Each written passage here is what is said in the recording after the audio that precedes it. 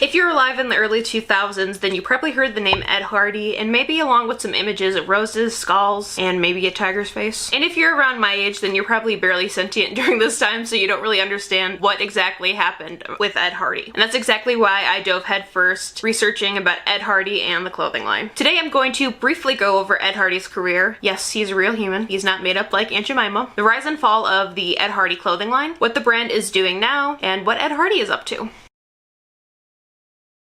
Ed Hardy, born as Donald Edward Hardy, was born January 5th, 1945, and he grew up in Newport, California. When he was a kid, he was really obsessed with tattoos, and that was because one of his childhood's friends' father had a lot of tattoos from his time in the military. His mother really supported all of his artistic adventures and allowed Ed Hardy to set up a mini tattoo shop in the house. Him and his best friends made flat sheets that were inspired by local tattoo artists, and they tattooed kids by dipping their colored pencils in water and then outlining it with Maybelline eyeliner. But if you were getting a tattoo, you of course needed your parents' permission and had to pay a small fee. During his teenage years, he really wanted to focus more on formal art, so he ditched the idea of tattooing. He got his bachelor's degree in printmaking from the San Francisco Institution of Art, where he also learned to draw, etch, and sculpt. He was also offered a full-ride scholarship and a graduate position for a fine arts program at Yale, but denied it because he decided he actually did want to pursue tattooing. He was first mentored by Samuel Stewart, aka Professor Bill Sparrow. And as a kid, he actually used to copy this artist's designs for his little flash sheets when he was tattooing the neighborhood kids. While Stewart was mentoring Hardy, he showed him a book of Japanese tattoos. Before this, he was already interested in Japanese history, culture, and woodblocking prints, but he said during this time he had an epiphany and described it as being struck by lightning. And this moment really inspired his future tattooing career. After he finished that apprenticeship, he worked with a few other iconic tattoo artists, including Zeke Owen in Seattle and Doc Webb in San Diego. And because of all of his networking, he was also able to connect with the iconic Sailor Jerry. And if you're not a big tattoo person, Sailor Jerry is like kind of one of the founding fathers of American traditional. And of course, Sailor Jerry was super popular and famous in the tattoo industry, and Ed Hardy looked up to him a lot. They quickly became good friends and stayed in touch. Since Sailor Jerry was such an icon in the industry, he made connections internationally. And one of those connections was Corey Hyde, who is a classical tattoo master in Japan. After a lot of convincing, Ed Hardy was finally able to go over to Japan and study under Corey Hyde. Ed Hardy was actually one of the first Westerners to be taught by these famous Japanese tattoo artists, so it was a really big deal. He was in Japan on and off again through the 70s and 80s, and he spent his time there working with clients that were a part of Japanese motorcycle gangs and Yakuza members. When Ed Hardy finally came back home, he started to popularize the Japanese tattoo style in the Western Hemisphere. And during this time, he actually opened up his own tattoo parlor. He did a lot of groundbreaking things. One of them being, he was the first artist to allow custom tattoos. Before this point, if you wanted to get a tattoo, you just had to get whatever was on the wall, flash. And there was little to no customizations. You got what you got. So Ed Hardy was the first artist to allow customization, and he really worked with clients to figure out what they wanted and how to execute it best. And all of his sessions were appointment only, which is really different because when people were getting flash tattoos, they just walked in and got what they wanted. Ed Hardy really helped elevate tattoos from the subculture to the mainstream, and they became more desired by the collective. A lot of people say that he also blurred the lines between what was a tattoo and what was art. A lot of his tattoos were really big pieces, all the way from the top of the neck to the butt cheeks. He likes to work on a really big canvas. But besides tattooing, in 1982, him and his wife formed Hardy Marks Publications. They've published a 5-book series called Tattoo Time, and they've published more than 25 books about alternative art, including catalogs of Hardy's work and pieces of Sailor Jerry's. It seems like everything Ed Hardy touches just turns into gold. All of his shit was like popping off. He was being recognized as a real artist, which I think is not even common these days. A lot of people don't recognize tattooing as art, but again, Ed Hardy really blurred those lines between what is considered traditional art and what would just be tattoo art. He wasn't just well known in the tattoo industry, he was well respected in the art world and admired by many others. He also had some celebrity clients. He tattooed comedian Margaret Cho in 2005.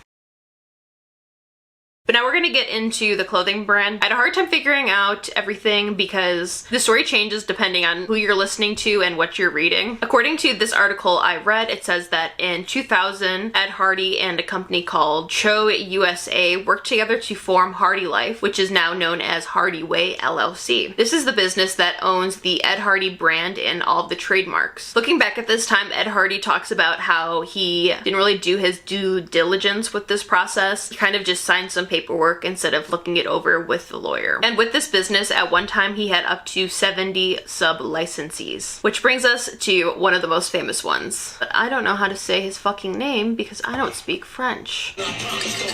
The most famous licensee, is that the correct word? I'm hoping, was Christian Audigier.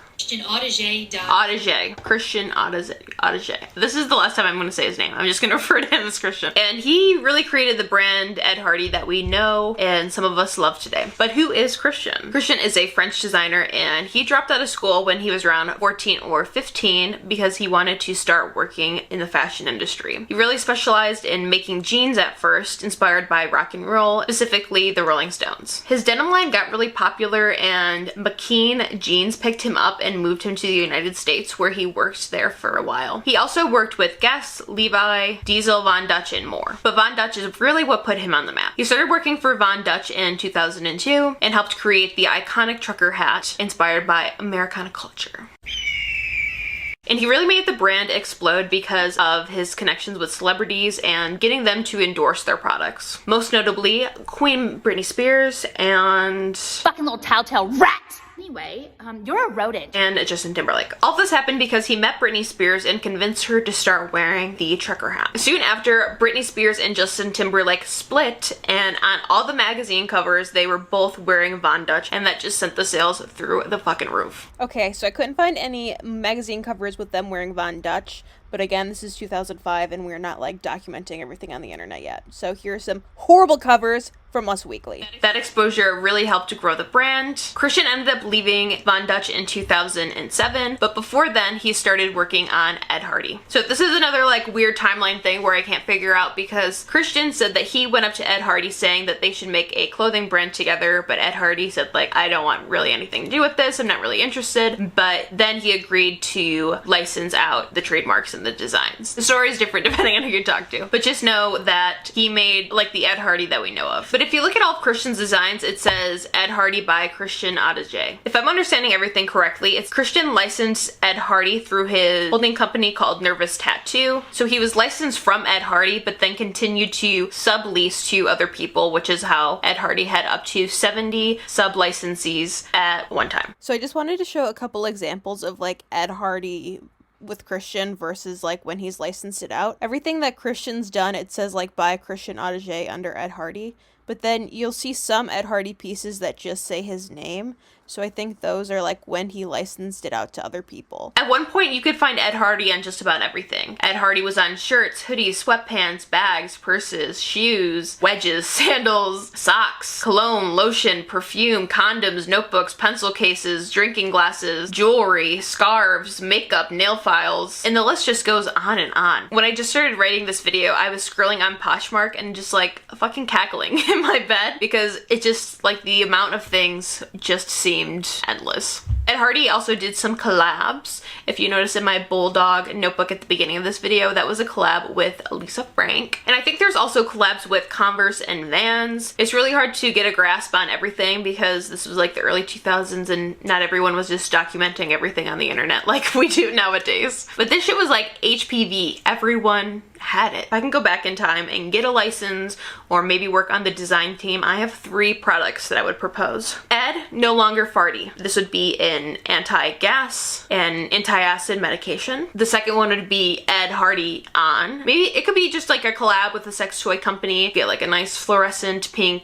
penetrator with a nice Ed Hardy logo on it. That'd be pretty cool. And then like maybe a vibrator that vibrates like a tattoo gun. Yeah, genius ideas here. And my last one would be Hardy Party. This would be a children's birthday party company, and they would just give ink to minors. It'd be very reminiscent of Ed Hardy's childhood, but also like normalize kids getting tattoos. Like, kids don't need to be getting tattoos in garages or basements. Just wait till someone has a Hardy party and get one done professionally. But back to the real Ed Hardy, I guess. Christian opened up stores in San Francisco, New York, Los Angeles, Boston, Seattle, Minneapolis, Honolulu, Scottsdale, and there was even tons of international stores. And after Christian left Von Dutch, he ended up employing some of the marketing team to come work for him at Ed Hardy, and he really used those celebrity endorsements as a marketing technique for Ed Hardy as well. Christian is described as being obsessed with celebrities and celebrity culture, which is why he was super excited to always market to his celebrity clientele. And it's really hard to remember how important celebrities were back in the day. I mean, they're still super important now, but they were like our influencers back in the days. We didn't have influencers. Whatever we saw celebrities wearing is what we wanted. Before the rise of TikTok and Instagram influencer culture, we looked to models, movies, celebrities, and fashion magazines to set trends. This group of people was small, and our access to them was neatly curated. And we also have to remember that during this time, everything was so much more casual with celebrities. Like, there was rarely any black tie attire on the red carpet. It was really casual. Like, celebrities would wear streetwear a lot of the time if they went to a movie premiere or anything like that. Like, if Beyonce was wearing baby fat on the red carpet, then people would be like going and buying baby fat the next day. It's more obtainable and more accessible compared to our celebrities in 2023. I'll say this is all speculation because I couldn't find it anywhere else. One person said that Christian would walk around with Ed Hardy hats and t-shirts, and if he saw a celebrity, he would ask them to put it on and then snap a picture of it really fast. And then after he built a good relationship with that celebrity, he would pay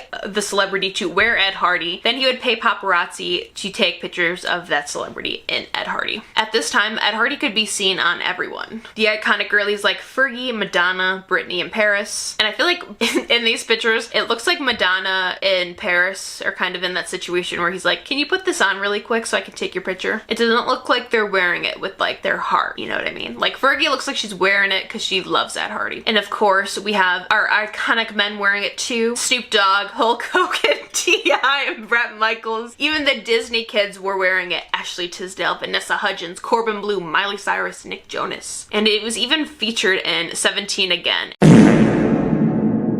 Not only the traditional celebrities were wearing it, the reality TV show celebrities were wearing it, like the Jersey Shore cast and our king, John Gosselin. And during this time, Christian and John Gosselin actually had like a little bit of a bromance going on. They were really good friends. I forgot to mention this when I was filming, but I had to include these pictures of Kim Kardashian walking the runway for Ed Hardy because I just thought it was hilarious. And the Kardashians are like fame cockroaches, and they are everywhere and they will not leave. Everyone was wearing Ed Hardy. This was like the bee's knees, okay? This is another speculation, but I'm gonna say it because it's hilarious. So allegedly, Christian paid Michael Jackson $1 million to come give a 5-minute speech at his birthday party. I want to introduce to you the king of pop!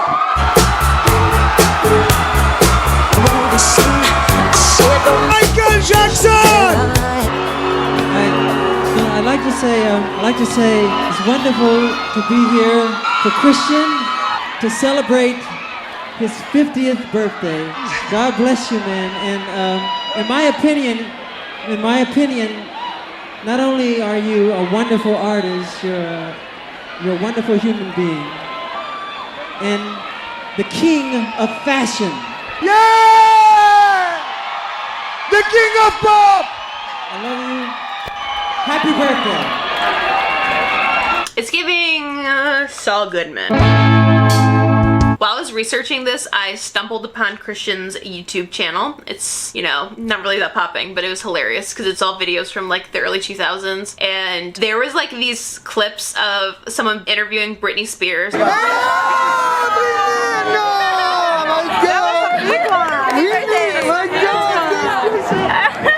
birthday!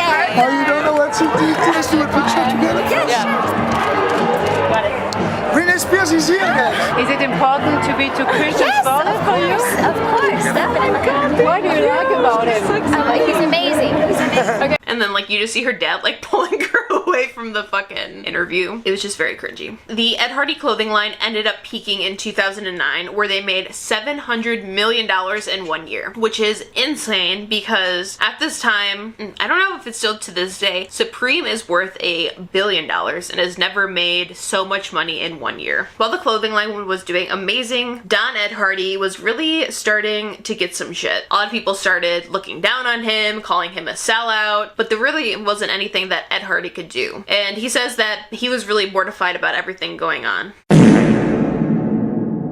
As fast as the company rose, it fell just as quickly. Some people say that it collapsed within a couple of months. Some people say it took a couple years. Two of the main reasons that the company fell was because it appealed to anyone and everyone. And I know that sounds like very nice and inclusive, but they didn't have like a target audience, and it really lacked efficient branding. Wearing Ed Hardy was no longer aspirational or fashionable. And basically the only marketing that Christian did was like celebrity endorsements and working with celebrities. So people started to attach these celebrities to the brand, and they thought these celebrities, you know, represented the company. A lot of people started thinking that Ed Hardy was corny and very trashy, one of them being because of Jersey Shore. While searching for photos, I really didn't see that many of the Jersey Shore cast wearing Ed Hardy, but I will say that Pauly D was definitely a culprit, and some clubs started banning Ed Hardy and Jersey Shore-like clothes. And of course, the other reality TV show icon that really made the business flop was Jon Gosselin. And people, and some people blame the downfall on Ed Hardy, specifically on Jon Gosselin,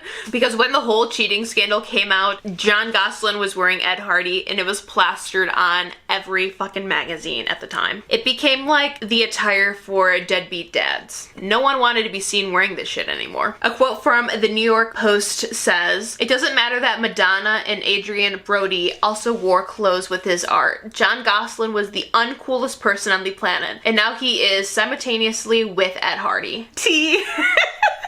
I'm living for the Jon Gosselin slander. And here's a quote from Ed Hardy. "That Jon Gosselin thing was a nail in the coffin," says the actual Ed Hardy. "That's what tanked it. Macy's used to have a huge window display with Ed Hardy, and it filtered down, and that's why Macy's dropped the brand." And again, allegedly, I heard this in someone else's video, allegedly TLC blurred all of the Ed Hardy shirts that Jon Gosselin would wear in every fucking episode. I assume probably because they didn't want to give Ed Hardy the free advertising. The clothes became memeified so quickly. Ed Hardy also blames the collapse of the company on creative and marketing decisions made by Christian. Like, Christian just featured his name so prominently on the branded items. I guess one time he put his name 14 times on one piece of clothing. And of course, the celebrity culture didn't help either. Ed Hardy says in a quote, "Christian worships celebrities so much. He will get next to anyone who is famous for anything. If he could have gotten Charles Manson in a shirt, he probably would have."